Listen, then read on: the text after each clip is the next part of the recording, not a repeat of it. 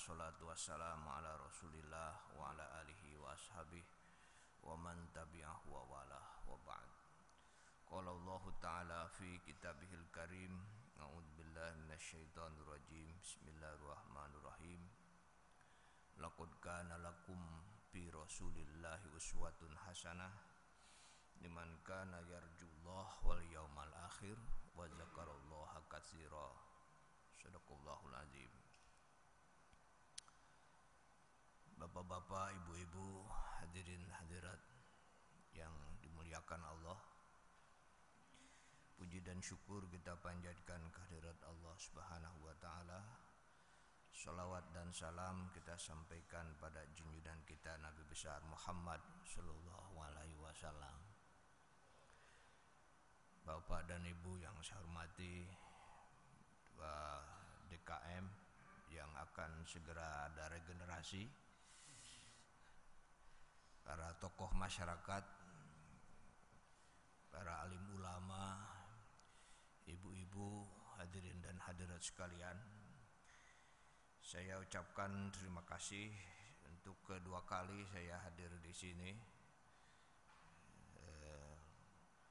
Seingat saya waktu itu ada Idul Fitri, Pak ya.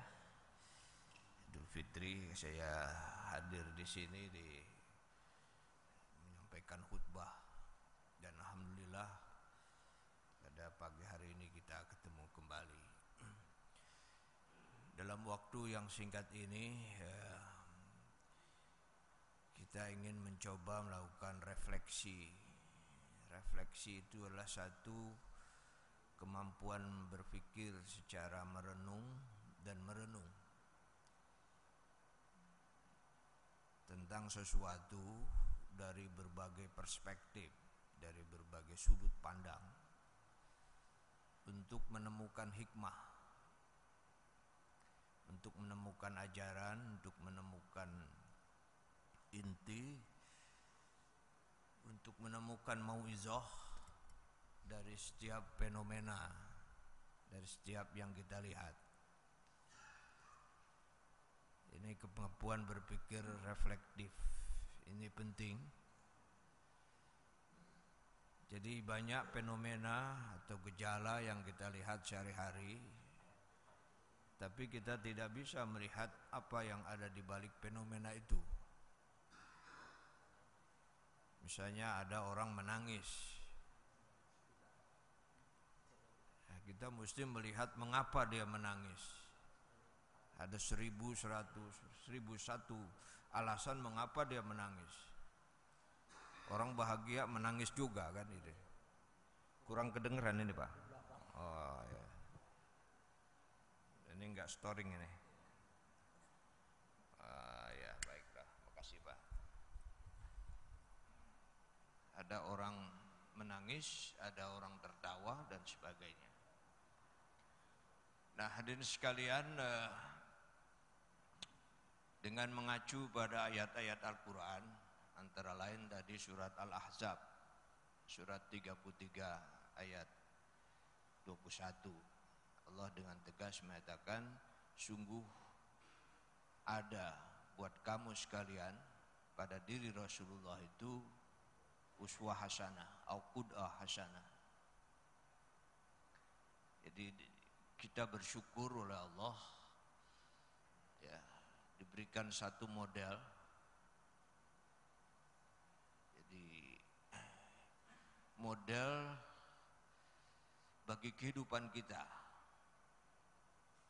Tapi dalam Al-Quran tadi dikatakan dia baru menjadi model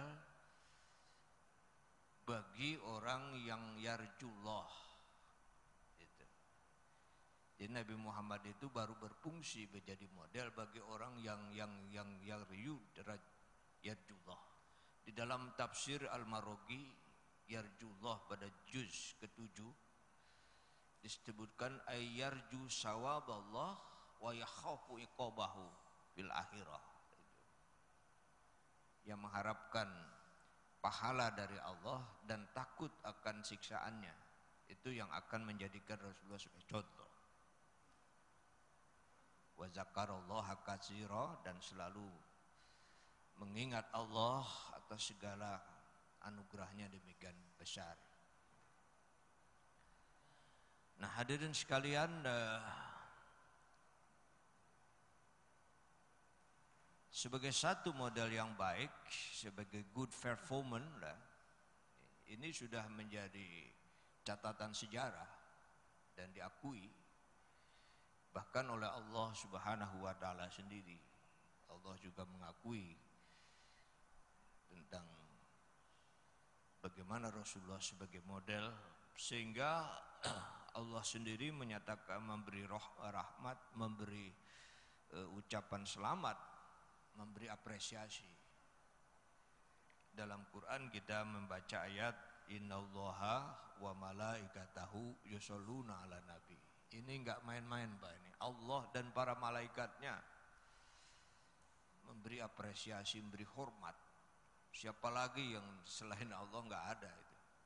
Demikian tinggi pengakuan Allah dan para malaikatnya terhadap success story keberhasilan Nabi Muhammad SAW. Lalu kita juga harus mengapresiasi. Ya ayyuhalladzina amanu, berarti kita ini. Shollu alaihi wasallimu taslima.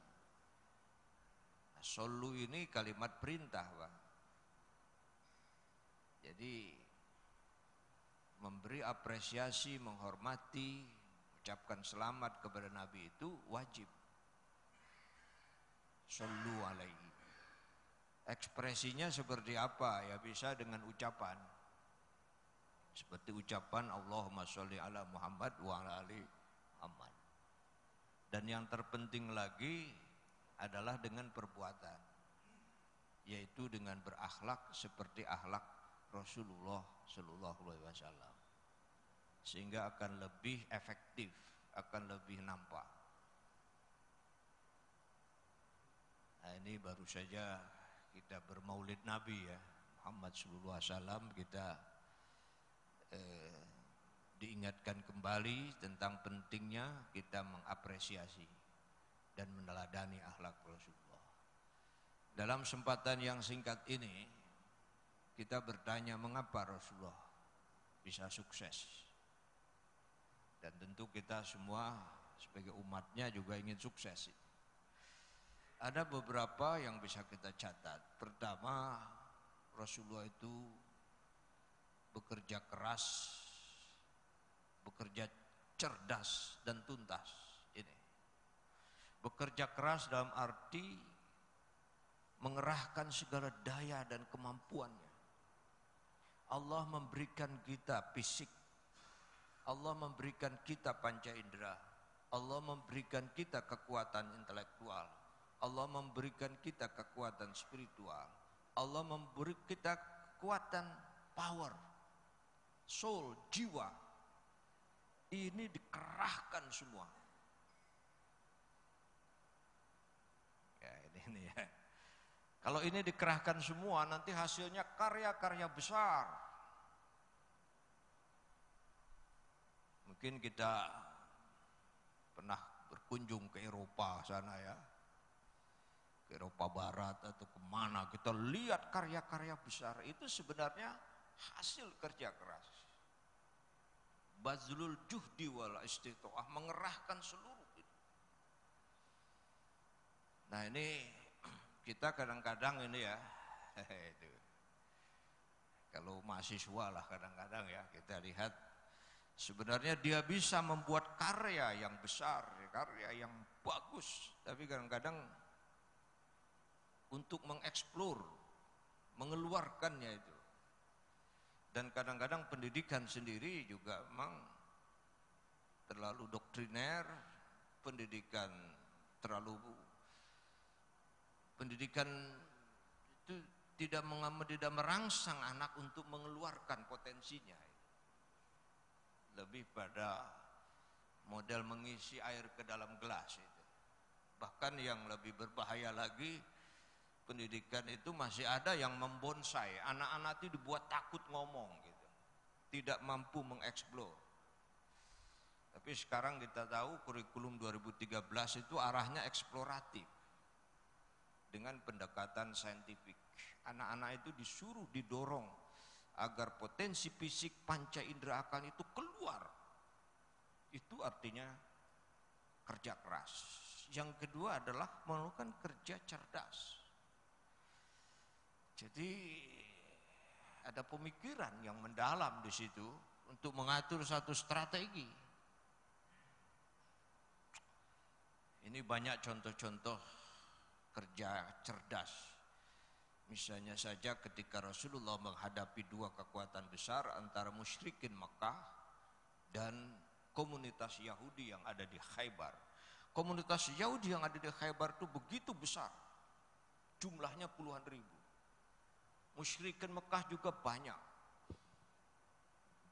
Dan antara Yahudi di Khaybar dengan musyrikin di Mekah ini melakukan kerjasama dia ini. Membangun koalisi untuk menghadapi Nabi Muhammad SAW. Ini butuh kerja cerdas. Maka pada waktu itu Rasulullah memecah kekuatan, yaitu dengan melakukan gencatan senjata dengan kaum kafir Quraisy di Mekah melalui perjanjian Hudaybiyah. Gencatan senjata supaya fokus perhatian itu kepada penduduk Khaybar, Yahudi di Khaybar. Nah, di dalam klausul perjanjian Hudaybiyah itu ada poin-poin yang kurang menguntungkan untuk jangka pendek. Misalnya kalau ada orang-orang muslim tertangkap oleh kaum kafir Quraisy, maka mereka tidak wajib mengembalikan orang muslim yang ditangkap itu. Sebaliknya kalau ada orang Yahudi yang ditangkap oleh umat Islam, maka umat Islam wajib mengembalikan mereka. Ini satu poin yang tidak menguntungkan untuk jangka pendek. Selain itu mereka juga tidak mau dokumen perjanjian itu ada kalimat syahadat. Tidak mau juga ada kalimat basmalah. Dan tidak mau menyebut di situ Nabi Muhammad sebagai Rasulullah. Maunya Muhammad bin Abdullah. Ini dokumen perjanjian Hudaybiyah seperti itu. Karakter simbol Islamnya harus ditipek. Posisi Nabi sebagai Rasul di-delete. Ini satu dokumen yang mengandung poin-poin yang kurang menguntungkan. Tapi oleh Rasulullah itu untuk demi tujuan jangka panjang yang lebih besar, baik saya tanda tangani. Nah, melihat dokumen seperti itu banyak para sahabat pengikutnya yang membodoh-bodohi Rasul. Bagaimana dokumen kok begini mau ditandatangani? Kata sebagian sahabat, sudah saya nggak mau ikut campur lah. Ini dokumen tidak cerdas ini. Tapi untung ada Abu Bakar, sudahlah kamu jangan sok tahu lah. Sudah ikut saja. Nah, atas karisma Abu Bakar mau juga mereka mengikuti. Nah, maka akhirnya terjadi perjanjian Hudaybiyah. Konsentrasi khusus menghadapi kaum Yahudi di Khaybar. Terjadi pertempuran perang Khaybar. Ternyata orang Yahudi yang puluhan ribu itu dapat dikalahkan. Dan di situ umat Islam mendapat harta rampasan perang luar biasa, antara lain tanah. Ya, tanah rampasan perang mau dibawa pulang bagaimana? Tanah susah kan itu ya. Akhirnya sudah pada waktu itu mulai konsep wakaf. Jadi konsep wakaf dalam sejarah itu setelah perang Khaybar. Karena tanah-tanah itu nggak bisa dibawa, kata Nabi, sudahlah pada penduduk kamu garap itu tanah, tapi jangan dijual itu. Ambil manfaatnya, itu definisi wakaf kan itu. Sesuatu yang menetap, modal pokoknya itu nggak boleh hilang. Hadirin sekalian, setelah Khaybar kalah, maka orang kafir Quraisy yang ada di Mekah yang tadinya begitu ngotot, itu nyalinya langsung ciut. Dan begitu Rasulullah masuk ke kota Mekah, tidak ada perlawanan sama sekali. Kata Abu Bakar Siddiq, tuh siapa yang cerdas katanya. Kayaknya jangan sok tahu kamu. Nah, ini pendidik dengan otak yang cerdas. dan kerja tuntas. Jadi tuntas dalam arti seluruh aspek kehidupan itu ditata. Nah, dari sini apa refleksi kita, hadirin sekalian? Bahwa Rasulullah itu memang berbeda mungkin dengan para nabi lain. Kalau nabi lain itu perjuangan kadang-kadang menggunakan cara-cara extraordinary, menggunakan mukjizat. Nabi Musa membelah laut, Nabi Isa misalnya menghidupkan orang mati, Nabi Ibrahim dilempar. Nabi tidak menggunakan cara-cara seperti itu. Karena cara-cara mukjizat itu nggak bisa dicontoh sama umatnya. Paling mengagumi aja, kagum. Habis kagum mau ngapain? Jadi Rasulullah belum lebih memilih kerja tuntas, kerja cerdas, dan kerja keras. Ini yang menarik ini. Dan kalau ini kita kaitkan dengan relevansi tantangan globalisasi masih sangat pas ini. Nah, lalu apa sebenarnya kehebatan itu yang bisa mukjizat Nabi itu apa kalau begitu? Mukjizat Nabi lebih terletak pada Al-Quran. Al-Quran yang diamalkan. Nah, kita sering juga mukjizat Quran ini lebih melihat pada redaksinya, yang nggak bisa dicontoh kalimatnya, oke, itu benar. Tapi kalau memahami mukjizat Quran hanya sekedar bahwa ayatnya nggak bisa ditiru dan sebagainya, itu jatuhnya juga hanya sekedar mengagumi, manggut-manggut. Oh ya, itu tidak salah, itu benar. Tapi yang lebih penting mukjizat Quran itu adalah praktek. Ini akan magician, ini akan bisa merubah. Sebab kalau memahami Quran mukjizat dari struktur kalimatnya dan nggak bisa ditiru, ya kita mengagumi, mengimani, kuat, tapi magiciannya nggak ada itu. Ledakan dunianya tidak ada. Yang bisa diterapkan adalah, yang bisa melakukan perubahan itu apabila praktek dari Quran itu.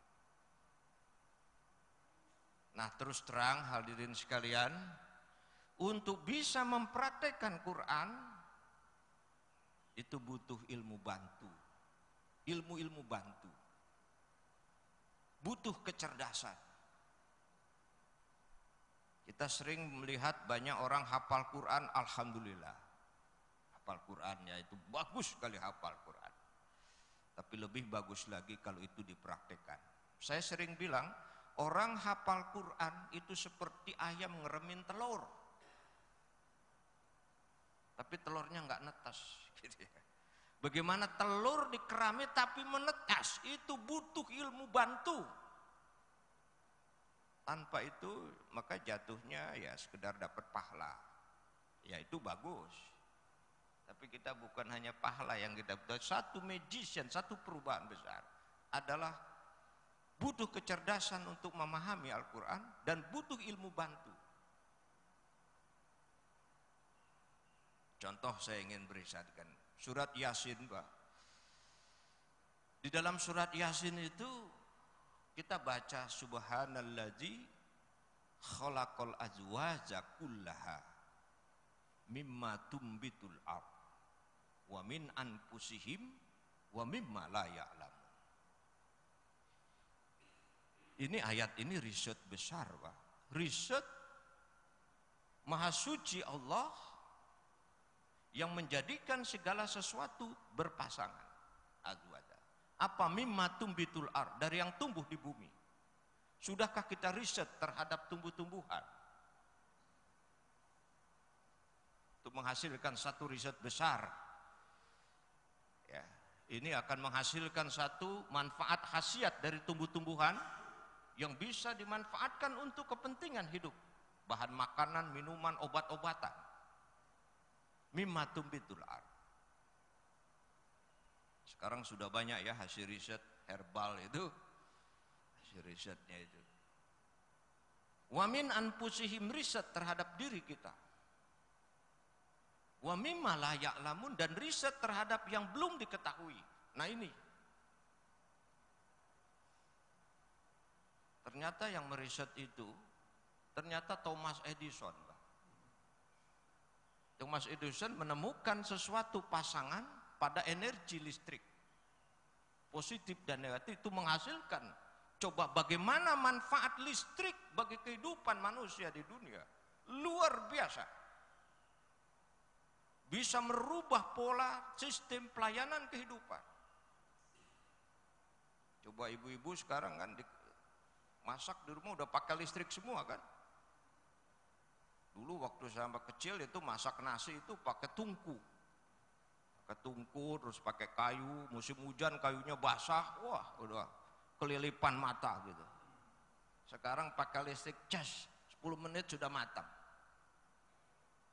Itu Thomas Edison yang nemukan, Pak. Itu surat Yasin, Pak. Kita pegang surat Yasinnya, penemunya tuh orang lain.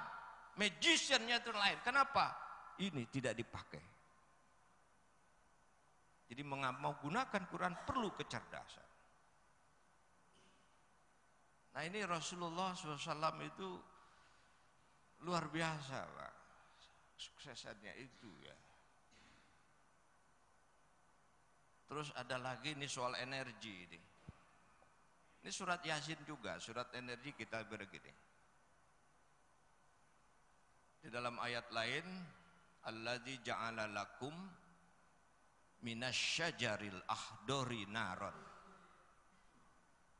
Dialah Allah yang menjadikan sesuatu energi dari sesuatu syajaril ahdor, dari tanaman yang hijau.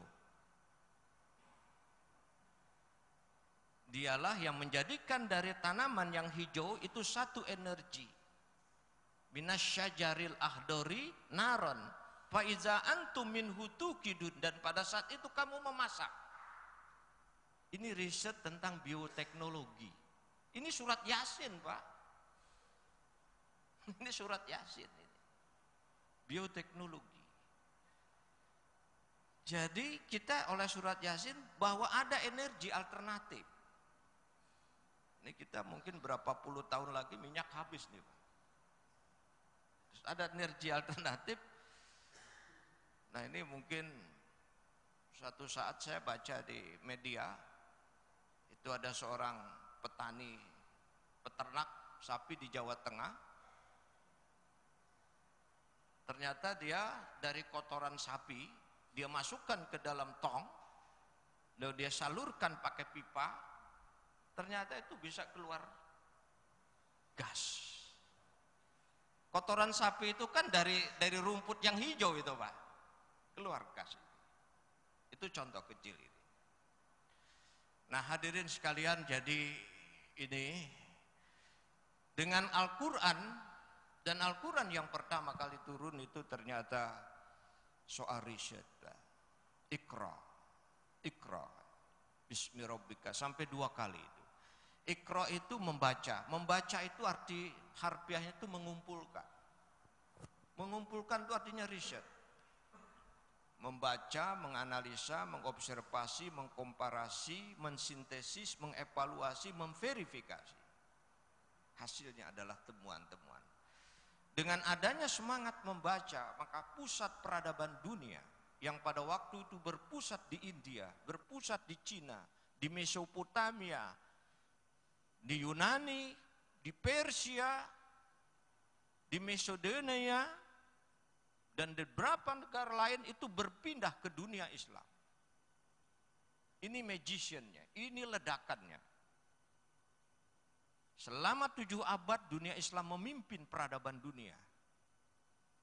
Pusat peradaban dunia pindah ke Makkah, Madinah, Kufah, Basrah, Mesir, Baghdad, pindah ke dunia Islam dan melahirkan tokoh-tokoh besar.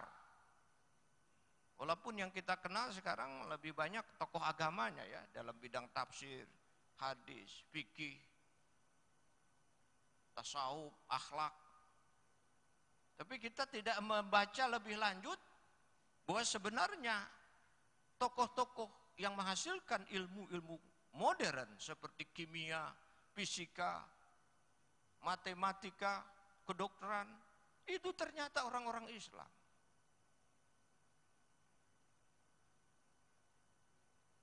Itu orang Islam. Al-Khwarizmi misalnya, itu adalah seorang peneliti di bidang ilmu pengetahuan, di bidang fisika.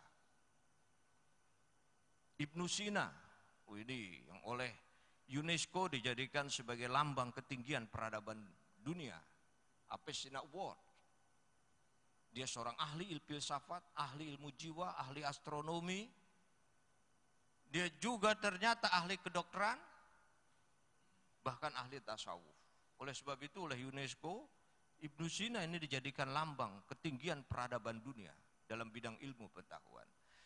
Nah, ini yang disebut sebagai mukjizat. Mukjizat dalam bentuk sesuatu yang bisa melahirkan hal-hal besar yang tidak terduga sebelumnya.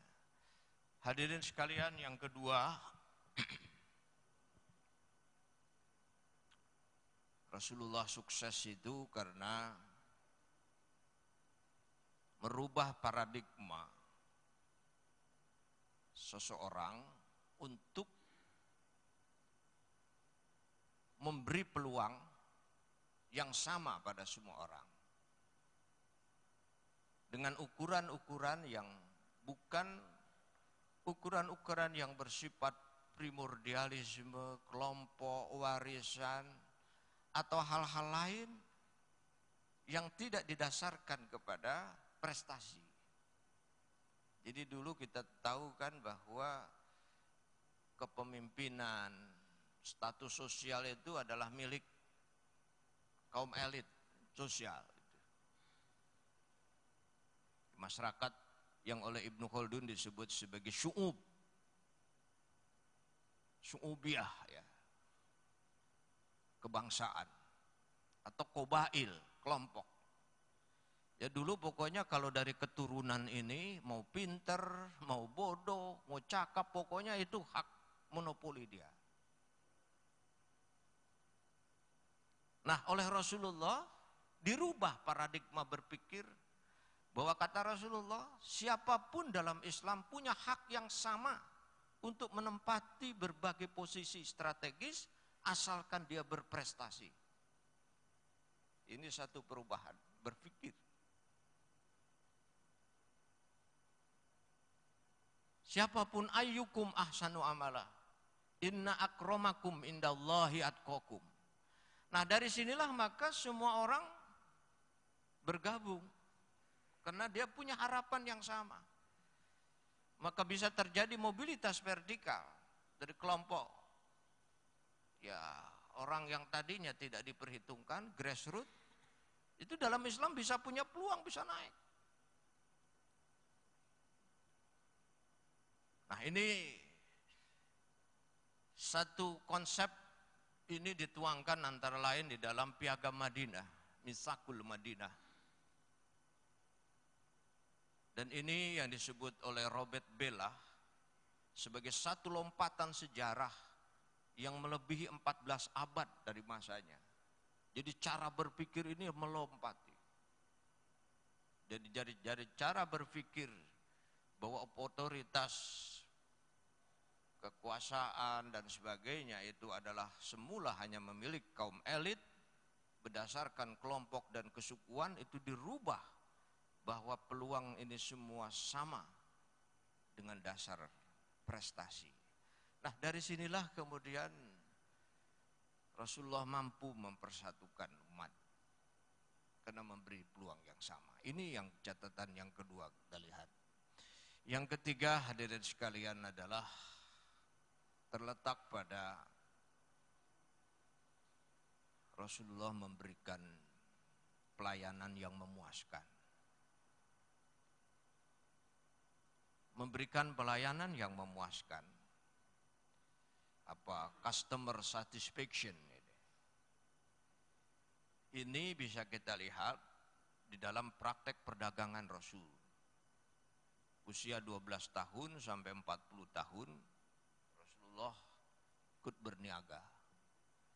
Success story Rasul dalam berdagang itu dicatat antara lain oleh Afzalur Rahman.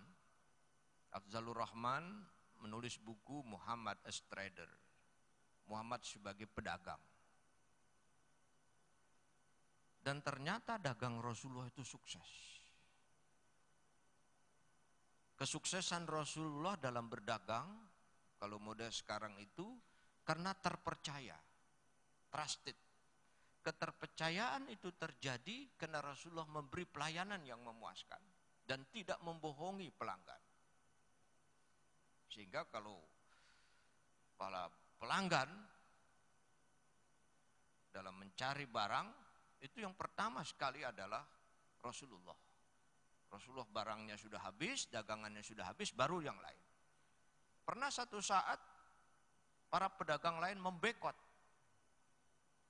dengan menurunkan harga, ternyata tetap dagangan Rasulullah itu yang paling laris.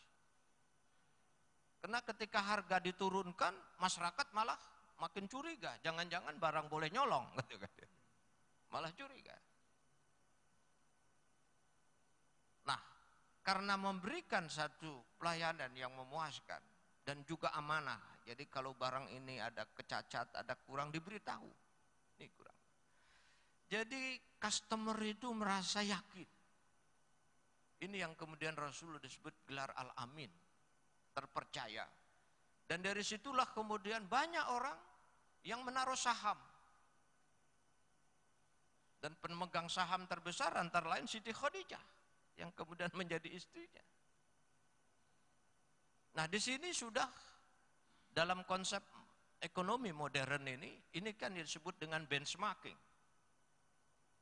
Dari benchmark ini orang terpercaya, lalu tidak bisa melayani, maka terjadi proses diversifikasi, membuka jaringan lebih banyak. Ini yang disebut dengan franchise. Kan di sini banyak nih franchise itu. Karena dia sudah benchmark, sudah trusted. Contoh misalnya KFC atau apa, itu dia punya ramuan menunya itu sudah terstandar dan bisa diterima oleh jutaan lidah manusia di dunia. Ya, tidak kadang-kadang misalnya kemasak ini kadang-kadang garamnya kebanyakan, kadang-kadang kurang, tidak begitu Pak. Jadi customer itu merasa, nah Rasulullah itu ini praktek itu sudah ada pada diri Rasulullah. Atau kalau kita baca manajemen yang diterapkan oleh Jepang, ya, TQM, Total Quality Management, yang prinsipnya itu memberi pelayanan yang memuaskan, perbaikan secara terus-menerus, dan ada kerja keras, sebagaimana dipraktekkan oleh Jepang, dan Jepang membawa kepada kemajuan. Kita nggak usah jauh-jauh ke Jepang, pada diri Rasulullah itu sudah ada. Tetapi kok kita tidak bisa membacanya itu kan? Ini yang saya bilang tadi, membutuhkan kecerdasan dan membutuhkan ilmu.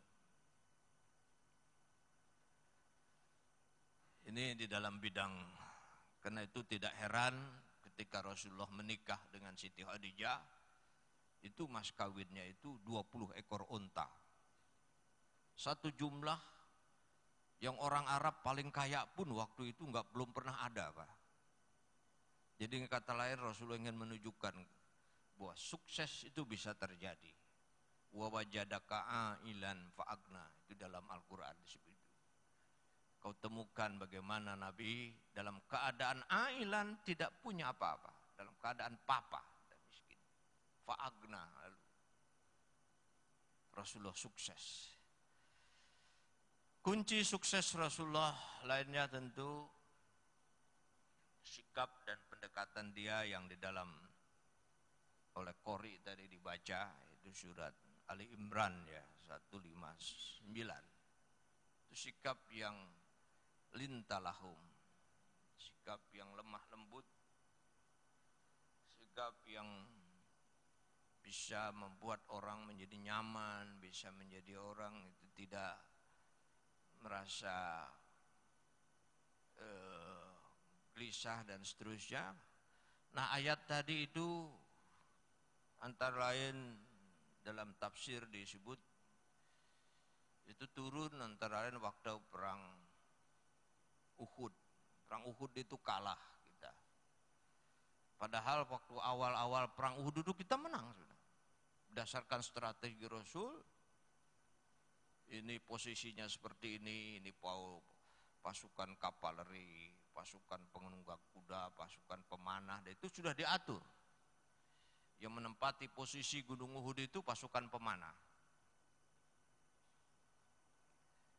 Nah, maka pada waktu perang Uhud tahap-tahap pertama itu menang itu.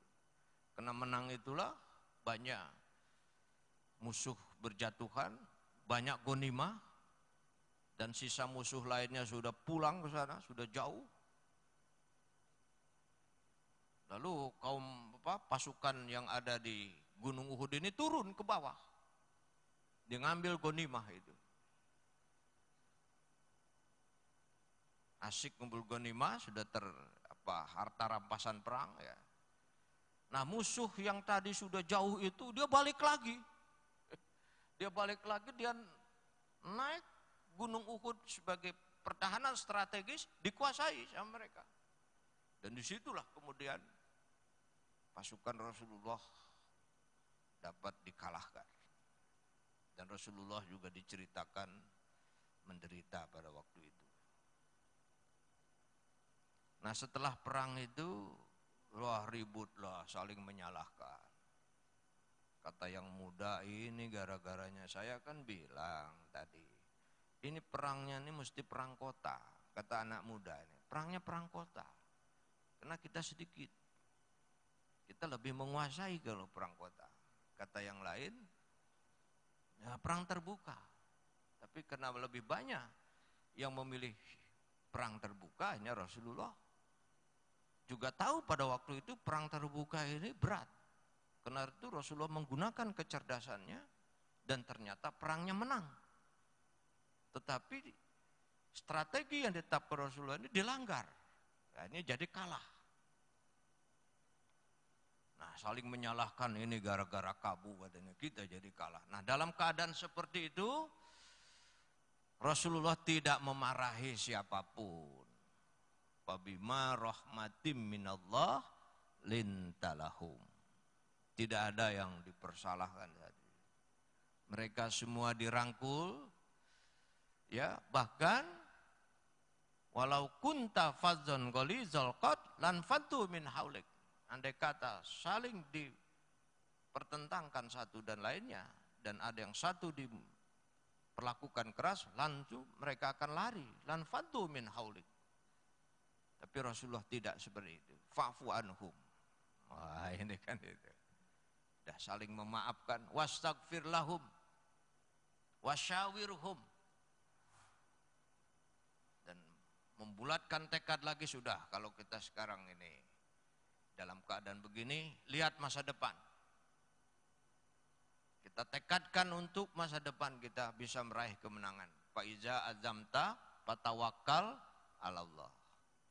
Innallaha yuhibbul mutawakkilin. Hadirin sekalian, saya kira ini beberapa catatan yang sesungguhnya ini sudah sering kita baca ya. Cuman saya mungkin melihat dari tadi, melakukan refleksi lagi lah. Menemukan apa sebenarnya? Di balik fenomena ini ternyata ada rahasia-rahasia besar yang tidak kalah dengan konsep-konsep yang dibikin oleh para ahli manapun di dunia ini ya. Bahkan banyak konsep-konsep yang dibuat para ahli itu menginspirasinya dari kesuksesan Rasulullah SAW, termasuk saya bilang tadi di dalam berbisnis. Nah, cuman kita tadi tidak bisa menangkap esensinya gitu ya. Ya, kita pengikut Rasulullah tapi dagangnya rugi melulu, Pak. Gimana ini? Dagangnya kalah sama ini. Ya gitu, dagang kita kalah, pengembangan ilmu kita kalah, temuan-temuan kita juga enggak ada. Nah, ini barangkali yang saya bilang memerlukan kecerdasan dan butuh bantuan ilmu lainnya. Itulah sebabnya ajaran Islam selalu menyuruh kita berpikir, ya, dan selalu menyuruh kita belajar sampai akhir hayat, minal mahdi ilal lahdi. Karena tanpa dukungan berbagai ilmu, maka ya kita tidak akan menemukan tadi khasiat kesuksesan Rasulullah itu nggak akan kita temukan. Ya. Saya misalnya sering baca tokoh-tokoh yang saya sebut ilmu-ilmu lain itu sosiologi, antropologi, itu penting itu. Saya sebut saja Ali Imran ayat 104.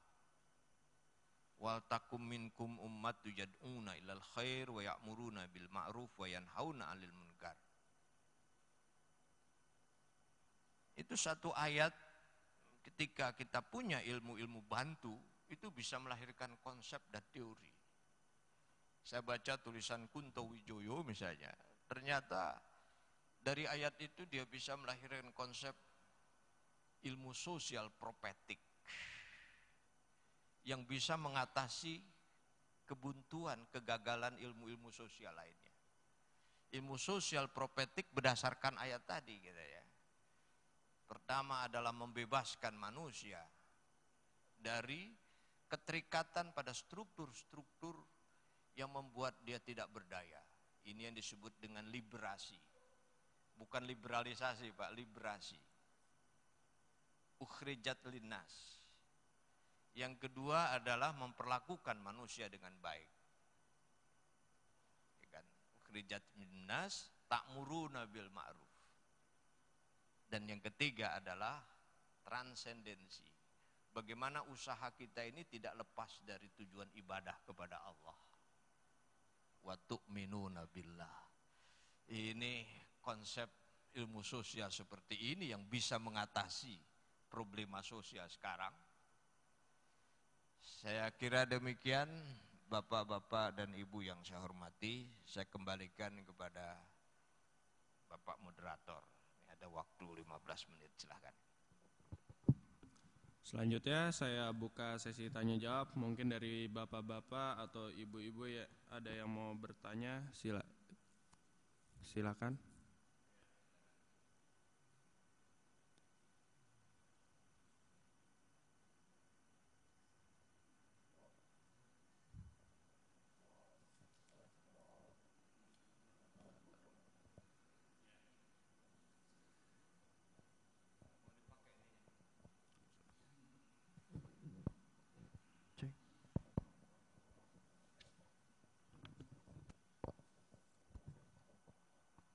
Terima kasih ya Ustaz. Assalamualaikum warahmatullahi wabarakatuh.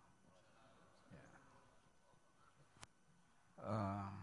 Setelah mendengar penjelasan Bapak demikian baiknya,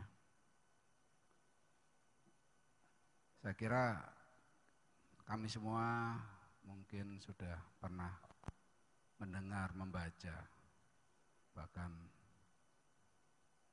secara ini sering mengeterapkan Pak. Tapi hanya sedikit, bahkan kurang memahami secara praktek Pak. Nah ini bagaimana langkah atau cara kita memberikan pengertian atau mengedukasi baik diri kita maupun orang lain.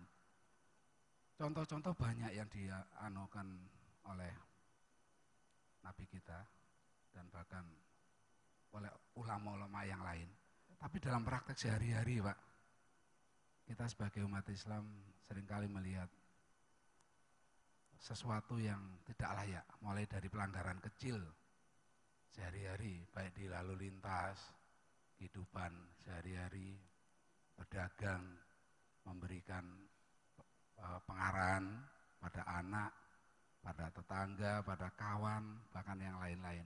Nah ini mohon bisa memberikan masukan, cara yang efektif, berkala, tapi membawa hasil yang besar Pak. Itu tadi yang bekerja keras dan cerdas tadi. Terima kasih Pak. Waalaikumsalam warahmatullahi wabarakatuh.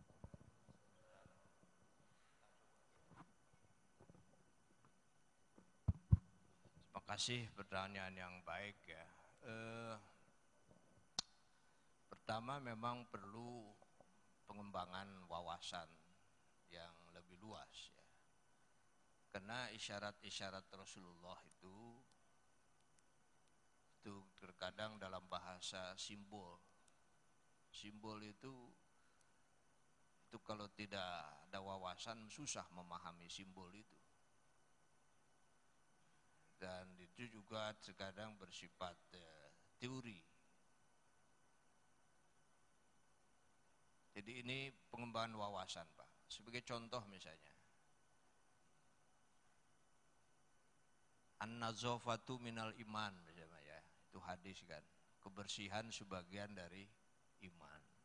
Itu kita baca di mana-mana itu ya, an-nazafatu minal iman, kebersihan sebagian dari iman. Tapi umumnya itu ya peduli terhadap kebersihan itu rendah, Pak. Ya, pedulian terhadap kebersihan itu rendah. Umumnya belum maksimal kebersihan.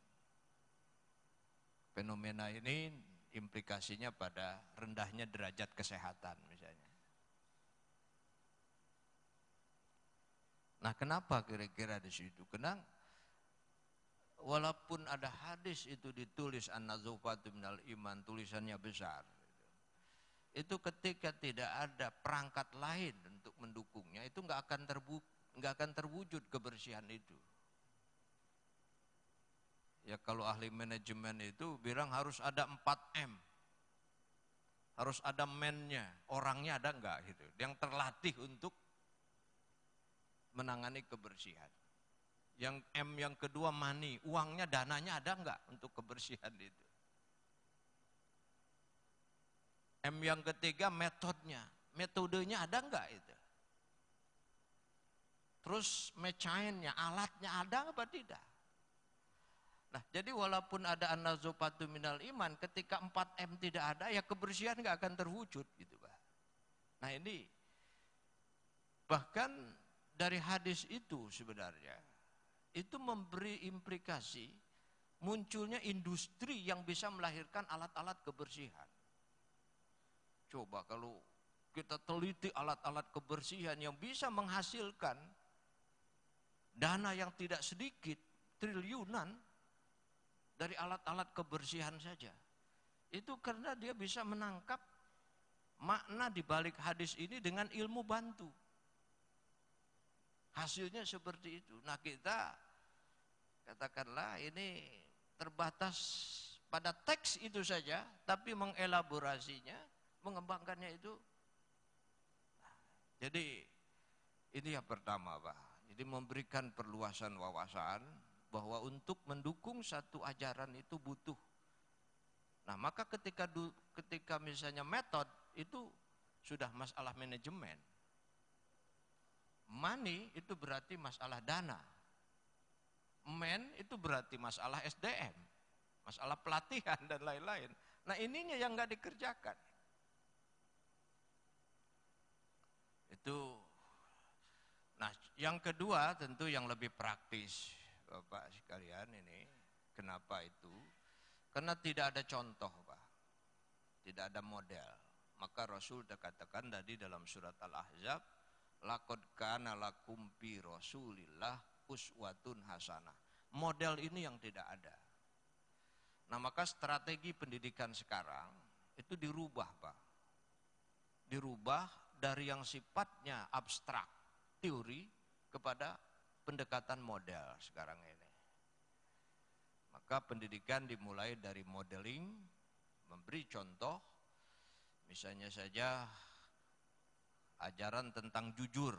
Nah, praktek jujur itu kayak apa gitu ya. Itu di sekolah itu pernah ada satu proyek warung jujur katanya kan, warung jujur gitu. Jadi praktek kejujuran ini yang enggak ada. Disiplin, praktek disiplin itu kayak apa? Ini yang enggak ada. Maka sekarang penilaian di bidang karakter ini itu lebih dilibatkan siswa kepada aktivitas-aktivitas yang membentuk karakter. Maka penilaiannya itu juga bukan penilaian bersifat kognitif, tapi penilaian autentik. Penilaian yang secara langsung. Jadi anak ini kalau ke sekolah datang jam berapa? Nah, itu kan praktek disiplin. Ya kan gitu. Anak ini kalau ngerjakan soal suka nyontek apa tidak? Ah, ini praktek kejujuran. Anak ini kalau lihat temannya kesusahan suka membantu atau tidak? Ah, ini praktek tolong menolong. Jadi ini Pak sekarang, dan ini yang kemudian dinilai sekarang. Ini yang disebut sebagai authentic assessment, penilaian yang original, yang dilihat langsung. Jadi mungkin itu Pak, jadi perlukan model Pak itu ya, modeling gitu. Jadi mudah-mudahan kita bisa membuat satu piloting project gitu ya. Ini model dagang Rasulullah ini kayak apa begitu ya, modelingnya itu. Masyarakat Madinah itu sebenarnya model Pak. Karena Madinah itu bukan isim alami kalau di dalam ilmu nahu, tetapi lebih pada kualitas sebenarnya. Madinah itu lebih kata tamadun. Tamadun itu civilized. Lebih pada bagaimana praktek nilai-nilai kejujuran, tolong menolong, disiplin, menghargai sesama, itu dipraktekkan. Nah praktek itulah kemudian menjadi peradaban. Maka negaranya itu disebut Madinah. Jadi sebenarnya sudah ada ini. Modelingnya sudah ada ya. Kalau di Jawa itu dulu sebenarnya juga para wali dulu ya, para tokoh masyarakat. Kalau di Jogja itu ada desa Kauman ya, desa Kauman. Desa Kauman itu kan ada masjid, ada alun-alun, ada tempat pemukiman dan lain-lain, dan desanya itu begitu teratur. Dan kalau masuk ke desa itu ada tulisan, ada gapura. Gapura itu sebenarnya dari bahasa Arab gopuro. Gopuro itu ampunan Pak. Jadi orang yang masuk ke desa itu saja sudah harus melepaskan diri dari perbuatan-perbuatan yang tidak baik. Gitu. Jadi ada sebenarnya piloting project itu ada sebenarnya itu. Yang dulu dibikin oleh para ulama ya. Itu desa Kauman itu. Jadi satu profil dari satu model masyarakat sebagai social community lah gitu. Masyarakat yang berbasis pada nilai-nilai Islam. Ini contoh itu. Jadi menurut hemat saya satu pengembangan wawasan, tentu ini untuk kaum intelektualnya kira-kira ya. Untuk level masyarakatnya itu adalah dituangkan dalam model-model, contoh-contoh konkret ya. Bil hikmah wal mau'izatil hasanah wajadilhum billatihi ahsan, ini untuk kelas pemikirnya lah. Untuk masyarakatnya itu mau'izatu hasanah itu aja. Kira-kira itu Pak. Dan sekarang ini yang saya katakan mulai diaplikasi dalam bidang pendidikan. Jadi praktek-praktek ini yang demikian Pak. Terima kasih.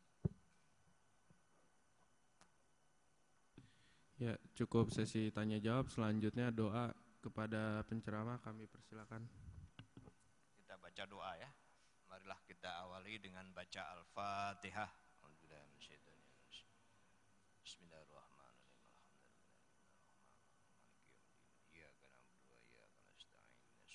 Mustaqim. Shiratal ladzina an'amta 'alaihim. Bismillahirrahmanirrahim. Hamdan syakirin hamdan na'imin. Hamda yuafi ni'amahu yukabi mazidah. Ya Rabbana lakal hamd kama yanbaghi li jalali wajhikal karim wa azimi sultanik. Allahumma shalli ala Muhammad wa ala ali Muhammad. Allahumma ighfir lana dzunubana wa liwalidina warhamhum kama rabbawna shighara. Allahumma hab lana min azwajina wa zurriyyatina qurrata a'yun waj'alna lil muttaqina imama. Rabbana zalamna anfusana wa illam taghfir lana wa tarhamna lanakunanna minal khasirin. Rabbana zalamna anfusana wa illam taghfir lana wa tarhamna lanakunanna minal khasirin. Rabbana taqabbal minna innaka antas samiul alim wa tub alaina innaka antat tawwabur rahim. Walhamdulillahirabbil alamin. Assalamualaikum warahmatullahi wabarakatuh.